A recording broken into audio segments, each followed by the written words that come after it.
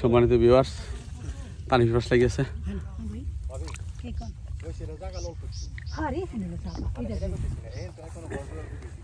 হ্যাঁ, কোন দিকে?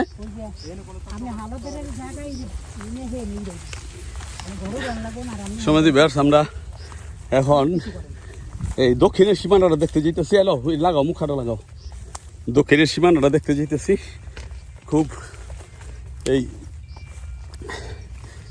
ডিসকভারিতে আমরা শুনছি বনের ভিতর দিয়ে, বন জঙ্গলের ভিতর দিয়ে প্রচুর শরীরের থেকে পানি নির্গত হয়।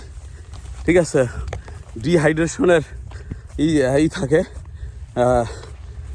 ডিহাইড্রেশন সম্ভাবনা থাকে। সেইটা এখন হারে হারে টের পাইতেছি যে এত বন বাতার, তারপর প্রচণ্ড গরম দেওয়া মানে যেতে তোমাকে যে এত বন বাতার দেখেন যে